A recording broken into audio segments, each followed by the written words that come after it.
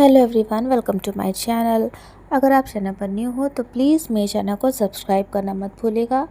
तो चलिए हम in those years of lantern light FF के नेक्स्ट पार्ट को शुरू करते हैं। बेब ओशियन, जो कि अपने छोटे से कमरे में बेड पर लेटा हुआ था, अचानक से उसके माइंड में एक आइडिया आता है। जैसे कि उसके माइंड में पहले भी बहुत सारे ब्राइट आइडियाज़ आते थे जो कि बेवकूफ़ी से भरे होते थे, और ना कभी कभी ऐसी चीज़ें हो आती थी वेबोशियन के माइंड में जो वो सोचता समझता नहीं था कुछ भी करने से पहले। वेबोशियन बेड पर लेटा हुआ था, उसके हैंड्स उसके सिर के नीचे थे और वो अपने सीलिंग फैन को देख रहा था जो कि धीरे धीरे मूव कर रहा था। बारिश की वजह से अभी भी जो हवा थी ना, जो वेदर थी वो काफ़ी ह्यूमिड थी, और वेबोशियन को अपने आसपास ना मॉस्किटोज़ की आवाज़ भी आ रही थी। वेबोशियन फिर से एक बार वांगजी के बारे में सोचने लगा था। उस एक सुबह टिफ़िन ब्रेक के दौरान वेबोशियन ने वांगजी के साथ एक मैंगो पिकल शेयर किया था, जो कि काफ़ी ना स्टूपिड चीज़ उसे फील हुई थी। लेकिन फिर भी वांगजी ने जिस तरह से हेजिटेट किया था और वेबोशियन जिस तरह से वांगजी को देख रहा था और वांगजी की नज़रें जिस तरह से वेबोशियन पे थी, उसकी फिंगर्स पर थी, जो उनकी फिंगर्स एक दूसरे से टकराई थी, उस एक चीज़ ने ना वेबोशियन के दिल में एक वार्म फीलिंग का एहसास कराया था। वेबोशियन को नहीं पता था, ना तो समझ में आ रहा था कि आखिरकार ये है क्या।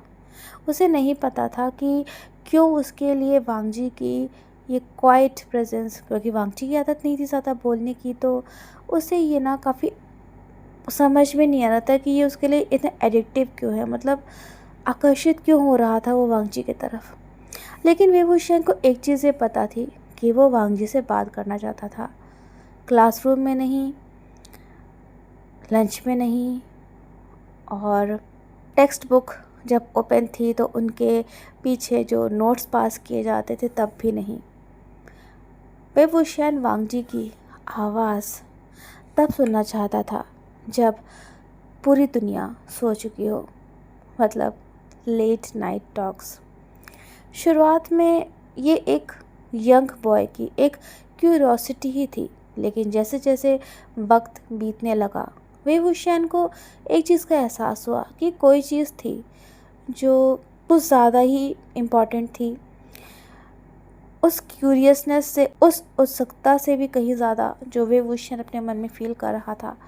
और फिर वेबोशियन अचानक से बेड पर उठ गया, उसके फेस पर बड़ी सी स्माइल आ गई थी। उसने अपने हाथ को बढ़ाया और उसके पास ना एक छोटा सा टिन का बॉक्स रखा हुआ था। उसमें से उसने कुछ कॉइन्स निकाले जो कि वेबोशियन ने लास्ट वीक के स्नैक्स को ना खा करके बचाए थे, और उसने उन कॉइन्स को जल्दी से अपने पॉकेट में रख लिया। स्कूल बाउंड्री के बाहर एक टेलीफोन बूथ था, टी स्टॉल के बगल में, जहाँ पर अंकल बैठते थे, और वो अंकल वेबोशियन की काफ़ी हेल्प भी करते थे। अगर वेबोशियन को मौका मिलता ना तो वो वांगजी से बात कर सकता था। ये काफ़ी अजीब था, लेकिन वेबोशियन को ये चीज़ सही लग रही थी। अगली सुबह वेबोशियन ने ये आइडिया जो उसके माइंड में आया था ना, वो उसने एक कागज़ में लिख करके वांगजी के नोटबुक में रख दिया। उसने कहा, लान वांगजी, आज रात तुम मुझे टेलीफोन बूथ से कॉल करना, रात में मिडनाइट, रात 12 बजे, और अगर तुमने ऐसा नहीं किया ना तो तुम एक डरपोक कैट हो। और उस कागज़ के नीचे इसमें उसने ये चीज़ें लिखी थी, उसने यानी कि वेबोशियन ने उसके नीचे एक छोटा सा ना कार्टून घोस्ट जैसा बना दिया, और उसके फेस पर, उस कार्टून घोस्ट के फेस पर स्माइल थी। वो घोस्ट डरावना तो नहीं लग रहा था, बल्कि काफ़ी दोस्ताना लग रहा था। वांगजी ने उस नोट को रीड किया जब उसका सेल्फ स्टडी का पीरियड था, और उसके लिप्स पर ना हल्की सी मुस्कुराहट आ जाती है। उसकी नज़रें वेवुशियन से मिलती हैं जो कि साइड वाली बेंच पर बैठा हुआ था और उसको ना काफ़ी क्वेश्चन भरी निगाहों से देख रहा था। वेवुशियन ने तभी वांगची को ना ऐसे आईब्रोज को ऊपर करते हुए उसे चैलेंज की निगाहों से देखा। रात का 10 बज रहा था। स्ट्रीट लाइट्स अब फ्लिकर करने लगी थी और नाइट शॉप्स जो थी वो ऑलमोस्ट क्लोज हो चुकी थी। वांगची को नींद नहीं आ रही थी। उसका वो पुराना सीलिंग फैन जिसमें से ना हल्की हल्की सी आवाज़ आ रही थी, उससे जो काफ़ी इतना गर्मी का मौसम था ना, उसे थोड़ी सी राहत मिल रही थी वांगजी को। वांगजी की फिंगर्स उस नोट पर इधर उधर मूव कर रही थी जो कि उसने अपने पिलो के नीचे रखा हुआ था। उस नोट पर जो इंक थी ना, जो पेन की इंक थी, वो हल्की से ना मतलब स्मज हो गई थी, लेकिन जो उस पे वेवुशियन ने वो क्यूट सा घोस्ट बनाया था ना, वो अभी भी वांगजी की ओर देखकर स्माइल कर रहा था। वांगजी अपनी सीलिंग की ओर देखने लगा और जो चीज़ वो करना चाहता था ना, उसमें कोई सेफ्टी तो नहीं थी। उसके नेबरहुड में मतलब आस पड़ोस में जो रिलेटिव्स रहते थे और अंकल कुरन के जो फ्रेंड्स थे जिनके साथ वांगजी इस समय रह रहा था, वांगजी के लिए आसान नहीं था वेवुशियन के चैलेंज को एक्सेप्ट करना। हालांकि ऊपर का जो फ्लोर था वो वांगजी को ही बिलोंग करता था। वो नीचे भी जा सकता था, लेकिन नीचे जाकर के जो मकान मालिक थे उनके किसी भी फैमिली मेम्बर के मतलब परमिशन के बिना गेट को खोलना ये काफ़ी रिस्की टास्क था, क्योंकि अगर किसी ने वांगजी को गेट ओपन करते हुए देख लिया या आवाज़ सुन ली तो वांगजी के लिए प्रॉब्लम क्रिएट हो सकती थी। लेकिन वेवुशियन के लिए ये चीज़ एक्सक्यूज़ नहीं थी। रात का 12 बजने में ना 15 मिनट बचे हुए थे। वांगजी अपने बेड से नीचे उतरा। उसने ऑलरेडी पूरा रिहर्स कर लिया था कि वो मतलब कि ऐसे जाएगा, अपने रूम से बाहर जाएगा, गेट खोलेगा और मतलब ऐसे करेगा कि उसके जो फैमिली थी ना, जिनके साथ वो रह रहा था, वो उसकी मतलब ना फुट स्टेप्स को ना सुन सके। वांगजी ने जो टी शर्ट थी उसको बहुत ही नीट वे में फोल्ड किया और उसे चेयर पर रखा और फिर उसने एक प्लेन शर्ट पहन ली और लूज़ मतलब ना उसके साथ पैंट्स जैसी पहनी। वांगजी के पैरों में ना शूज़ नहीं थे। उसने चुपचाप अपने फुटवियर्स को उठाया और जब वो घर के बाहर चला गया ना, तब उसने उन फुटवियर्स को पहना। वांगजी ना एक परछाई की तरह चल रहा था, मतलब ऐसे चल रहा था कि किसी को भनक तक ना लगे, और फिर इस तरीके से वो घर के बाहर चला जाता है। वांगजी को आसमान में सितारे दिख रहे थे। मॉनसून का सीज़न था तो काफ़ी ह्यूमिडिटी भी थी और मतलब ना हर तरफ वेट अर्थ थी और मतलब ना जैसे मॉनसून में अजीब सी मतलब फीलिंग आती है ना कि हर चीज़ रस्टी मेटल्स की स्मेल आती है, मतलब अजीब सा फील हो रहा था। लेकिन रात का वक्त था तो बहुत ही क्वाइट था सब कुछ, मतलब बिल्कुल शांति छाई हुई थी। बूथ पर लाइट अभी भी जल रही थी। टेलीफोन बूथ के पास जो ऑफिस था ना, उसके जो गार्ड अंकल थे वो अपनी चेयर पर बैठे बैठे ही सो गए थे। उनका माउथ ओपन था और रेडियो पर कोई गाना लगातार बजते ही चला जा रहा था। वांगजी ने बॉक्स में 2 कॉइन्स ड्रॉप किए और उसने एक नंबर डायल किया जो कि वेवुशियन ने उस घोस्ट डूडल के पीछे लिखा हुआ था। 1 रिंग गई, 2 रिंग गई, 3 रिंग गई और फिर फ़ोन उठ गया। वेवुशियन ने कहा हेलो। वेवुशियन की जो वॉइस थी ना, वो मतलब ना ब्रेथलेस हो रहा था, ऐसा लग रहा था कि वो ना उसको सांस नहीं आ रही थी। वेवुशियन बोला वांगजी, मुझे तो लगा था कि तुम मुझे कॉल ही नहीं करोगे। वांग जी ने तुरंत कुछ जवाब नहीं दिया। तभी वुशियान ने कहा, वांग जी तुम मुझे सुन रहे हो ना, लान वांग जी। तो वांग जी ने धीरे से कहा तो वुशियान ने कहा, ओ गॉड, मुझे तो लग रहा था कि मैं ना बिल्कुल पागल हो गया हूँ, तो तुमसे मैंने ये कहा ही है। वुशियान की हंसी की आवाज़ ना वांग जी मतलब सुन सकता था, जो वांग जी को काफ़ी वार्म फीलिंग दे रही थी। तभी वो कहता है, वांग जी तुम सच में हो ना कॉल पर? मैं कोई सपना तो नहीं देख रहा ना? तो वांग जी कहता है, मैं ही हूँ। वुशियान कुछ बोलने वाला था, तभी उसने कहा कि वांग जी क्या तुम अकेले हो? हाँ, अरे हाँ, मैं तो भूल ही गया था, तुम बूथ में हो ना? तो वांग जी ने कहा, हाँ। फिर एक थोड़ा सा साइलेंस छाया। वुशियान ने फिर धीरे से कहा, वांग जी मुझे खुशी हुई कि तुमने मुझे फ़ोन किया, मैं तुम्हारी कॉल का इंतज़ार कर रहा था।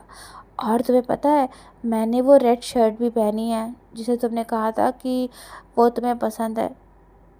ऐसा नहीं कि तुम मुझे ऐसे उसे पहने हुए देख सकते हो, लेकिन मैं तुम्हें बता रहा हूँ तो तुम मुझे ना इमेजिन तो कर सकते हो ना कि मैं उस रेड शर्ट में कैसा लग रहा हूँगा।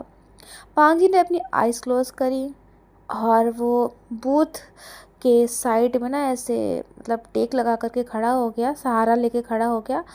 और जो ठंडी हवा थी ना वो वांग जी की स्किन को टच कर रही थी। वांग जी ने कहा, वुशियान मुझे तुम्हारी आवाज़ सुनकर बहुत अच्छा फील हो रहा है, मुझे तुम्हारी आवाज़ सुनना अच्छा लगता है।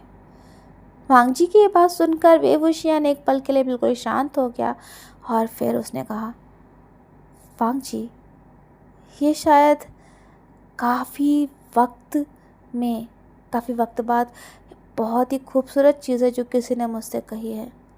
वांग जी को समझ में नहीं आ रहा था कि वो अगली बात क्या कहे, और इसकी ज़रूरत भी नहीं थी। वुशियान ने उस चुप्पी को अपनी जो कहानियाँ थी ना, जो कि वो हमेशा वांग जी को सुनाया करता था, अजीबोगरीब जो आइडियाज़ थे उस और जोक्स थे और आधी अधूरी जो गाने की लाइंस थी जो कि उसके घर के पीछे मतलब गाने बजा करते थे, वो सुना सुना के ना वुशियान ने उस साइलेंस को भर दिया था। उसने वांग जी से उस नए पर्सन के बारे में बताया जो कि क्रिकेट स्कोर्स के बारे में बात करते करते ही सो गया था। और वुशियान ने वांग जी को उस लिजर्ड के भी बारे में बताया जिसका नाम उसने शियाओ हुआ जाय रखा था, मतलब था लिटिल स्लीपी ड्यूड। कोई भी बताया कि अब ना उसे बिल्कुल भी अच्छा नहीं लग रहा था बेड पर जाने से पहले अपने टीथ को ब्रश करना, वरना उसकी चीज़ें उसकी पिटाई कर देती है। वुशियान ने तभी कहा, वांग जी पता है तुम्हें, तुम मुझे अच्छा बनने के लिए इंस्पायर करते हो। तो वांग जी ने कहा, मुझे खुशी है कि मैं तुमको ऐसा फील करवाता हूँ। तो वुशियान ने स्माइल किया और कहा, हाँ तो वांग जी तुम्हें ऐसा फील करना चाहिए ना, ये एक बहुत बड़ी बात है। और धीरे धीरे उन दोनों की बातें यानी कि वुशियान और वांग जी की बातें गहरी होने लगी। जोक्स के पीछे वुशियान की वॉइस सॉफ्ट होने लगी थी। उसने वो कई सारी चीज़ें वांग जी से पूछी जो वो दिन के समय वांग जी से नहीं पूछ पाता था। वुशियान ने वांग जी से कहा, वांग जी क्या तुम अपने पुराने स्कूल को मिस करते हो? वांग जी ये बात सुनकर चुप हो गया। फिर उसने कहा, नहीं। तो वुशियान ने कहा, लेकिन तुम तो वहाँ अपने दोस्त छोड़ कर के आए हो ना? तो वांग जी ने कहा, मेरे ज़्यादा दोस्त थे ही नहीं। वुशियान थोड़ा सा हेजिटेट कर रहा था, फिर भी उसने कहा कि क्या वो एक र्यूमर की वजह से था? वांग जी को ना ये जब बात उसे सुनी तो वांग जी को दिल में घबराहट सी महसूस हुई, बेचैनी से हुई। उसे नहीं पता था कि वुशियान ने इस र्यूमर के बारे में सुना है। एक लंबा साइलेंस था और फिर वांग जी ने चुपचाप कहा, ऐसा कुछ नहीं है, बस बहुत बोरिंग सी चीज़ें हैं। तो वुशियान ने कहा, वांग जी क्या तुम श्योर हो कि कुछ भी नहीं है? तो वांग जी ने कुछ कहा नहीं, क्योंकि उसका जो साइलेंस था, उसकी जो चुप्पी थी ना, वो ही बहुत कुछ उसके दिल का हाल बयान कर रही थी। और फिर वो शियान ने बहुत ही क्वाइट वे में, और इस बार उसकी टोन जो थी ना काफ़ी डिफरेंट थी, उसने कहा, वांग जी, तुम्हें पता है कि मुझे लगता है कि लोग उस चीज़ से डरते हैं जो वो नहीं समझ पाते हैं। लेकिन मुझे लगता है कि अगर कोई पर्सन तुम्हें सेफ़ फील करवा रहा है और तुम्हें ऐसा महसूस करवा रहा है कि तुम काबिल हो इस दुनिया में रहने के लायक हो, और तुम्हारी भी वैल्यू है, तुम्हारी भी अपनी एक पहचान है, तो वो गलत नहीं है ना? तो वो पर्सन गलत नहीं है ना वांग जी? वो गलत नहीं कर रहे हैं ना? वांग जी ने अपनी आइज़ ब्लिंक करी। उसकी आँखों के जो साइड थे ना, उसमें उसको थोड़ा सा ना स्टिंग जैसा महसूस हो रहा था। वेवुशियन ने अपनी बात को ना बढ़ाते हुए कहा, वांग जी, तुम मुझे अच्छा फ़ील करवाते हो जब तुम मेरे साइड में बैठे रहते हो ना, और मुझसे कुछ नहीं कहते हो। उस समय भी तुम मुझे अच्छा फ़ील करवाते हो। ये कोई कन्फेशन नहीं था, फीलिंग्स का कन्फेशन नहीं था, और ये प्यार जैसा भी नहीं था। लेकिन वांग जी के लिए ये हर चीज़ से ज़्यादा इंटीमेट था। वेवुशियन ने कहा, वांग जी, मैं तुमसे फिर से बात करना चाहता हूँ, कल रात। वांग जी को अच्छे से पता था कि ये चीज़ उसके लिए कुछ अच्छा तो नहीं करेगी। उसे पता था कि बहुत जल्द ही उसके लिए एक बड़ी मुसीबत खड़ी हो सकती थी, क्योंकि उसको अच्छे से पता था कि उसके अंकल लान कुरेन कितने ज़्यादा स्ट्रिक्ट थे। वेवुशियन कहता है, वांग जी, मुझे पता है कि तुम्हें डर लग रहा है। डरो मत, मैं तुम्हें फ़ोन करूँगा, तुम मुझे अपना नंबर बता दो। वेवुशियन ना वांग जी से बहुत ही प्लीजिंग टोन में बात कर रहा था, और अगली बार ना, शायद अगली बार तुम अपने साथ ना एक जोक लेकर के आना मुझे सुनाने के लिए। तुम हमेशा मुझे तो नहीं ऐसा काम करने के लिए बोल सकते हो ना कि मैं ही तुम्हें एंटरटेन करूं। वांग जी ने हेजिटेट करते हुए कहा, फ़ोन जो था वो डाउनस्टेयर्स में था, मतलब नीचे था, सीढ़ियों के पास था। हालांकि वांग जी उस फ़ोन से अपने भाई से और अंकल से बात कर लिया करता था, लेकिन रात के वक्त, वो भी रात 12 बजे, वो किसी बॉय को कैसे फ़ोन कर सकता था? वेवुशियन कहता है, वांग जी, मैं शर्त लगा सकता हूँ कि तुमने ऑलरेडी मेमोराइज़ कर लिया होगा कि तुम्हें मुझसे क्या कहना है। तो वांग जी ने स्माइल किया और कहा, मैं कल रात तुम्हारा इंतज़ार करूँगा। वांग जी को तो एहसास ही नहीं था कि वो मुस्कुरा रहा है। तब तक तो बिल्कुल भी नहीं, जब वेवुशियन ने उससे धीरे से कहा, लान वांग जी, तुम मुस्कुरा रहे हो ना अभी भी, है ना? तो वांग जी कहता है, वेवुशियन, क्या तुम्हें नींद नहीं आ रही है? तो वेवुशियन का, वांग जी, ऐसा बिल्कुल ही मत सोचो कि मैं तुम्हें मेरा जवाब दिए बिना जाने दूंगा। तो वांग जी ने बस इतना ही कहा, विभूषण कहता है, लान वांग जी, ये तो ना ही गलत बात है ना, और तुम्हें पता है सुबह का 1 बज रहा है और मेरा दिल बर्दाश्त नहीं कर पा रहा है। वांग जी ना धीरे धीरे वॉइस में कह रहा था, अपनी बातें कर रहा था, और वांग जी इस बात को डिसएग्री नहीं कर सकता था जो विभूषण ने कही थी। उसके भी दिल में एक बेचैनी सी होने लगी थी, एक फीलिंग सी जाने लगी थी। वो कहता है, मैं फ़ोन रख रहा हूँ। ये सुनकर विभूषण हंसा और बोला, अच्छा अच्छा, ठीक है, गुड नाइट, और कल ना मेरे कॉल का इंतज़ार करना। तो वांग जी कहता है, गुड नाइट विभूषण। इसके बाद वांग जी एक बार बिना अपने शूज़ के ही नंगे पैर ही वापस गया। उसके पैर के नीचे जो स्टोन्स आ रहे थे ना, छोटे छोटे स्टोन्स थे ना, वो उसको ठंडे ठंडे ठंडे महसूस हो रहे थे, क्योंकि मानसून का सीज़न था, बारिश भी हुई थी, और हवा से ना पत्ते लहरा रहे थे। और कुछ दूरी पर एक स्ट्रीट डॉग, मतलब ना बाग कर रहा था, भौंक रहा था। और अचानक से वांग जी को हर चीज़ बहुत ज़्यादा अलाइव महसूस हो रही थी। ऐसी फीलिंग उसे हो रही थी जो आज तक वांग जी ने कभी महसूस नहीं करी थी। उसके लिए ये फीलिंग ना बहुत ही प्रेशियस थी। वांग जी चुपचाप अपने घर में जाता है और उसने उम्मीद करी थी कि किसी ने उसे नहीं देखा होगा, लेकिन आज रात वांग जी को नींद आसानी से नहीं आई। उसके माइंड में ना बस वही फ़ोन कॉल और बातें चल रही थी जो उसने वेवूशियान से करी थी। वो उन दोनों का बीच बीच में रुक जाना, जिस तरह से वेवूशियान उसके नाम को ले रहा था, ऐसा लग रहा था जैसे कि उसका नाम बहुत ही अच्छा महसूस हो रहा था वांग जी को अपना नाम वेवूशियान के मुंह से सुनना। और वेवूशियान की जो मतलब ऑनेस्टी थी, उसकी वॉइस में जो डर नहीं था, इस चीज़ ने वांग जी को ना अंदर अंदर तक शेक कर दिया था। ऐसा इसलिए नहीं था कि वो डर नहीं रहा था, लेकिन उसे पता था कि बाहर कोई है जिसे डर नहीं लगता है। वांग जी ने कन्वर्ट ली और उसने एक शीट को यानी मतलब बेड शीट को अपने ऊपर खींचा, अपने चेस्ट तक, और ताकि वो सो सके। वांग जी रोया नहीं, मतलब वो रोना चाहता था लेकिन वो रोया नहीं, क्योंकि ये फीलिंग ना उसके लिए बहुत ही प्रेशियस थी, बहुत ही उसको ना अपनी लाइफ फिर से अलाइव महसूस होने लगी थी। पर कहीं ना कहीं वांग जी के दिल में ना कोई चीज़ थी जो उसे पेन का एहसास करा रही थी। लेकिन ये पेन पेन जैसा नहीं था, मतलब ये दर्द नहीं था, ये एक उम्मीद थी।